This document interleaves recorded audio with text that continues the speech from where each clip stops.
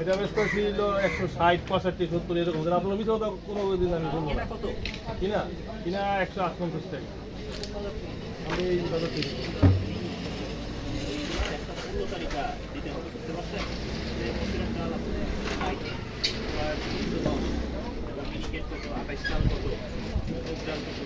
এইগুলো আপনার মূল্য তালিকা প্রদর্শন করবেন।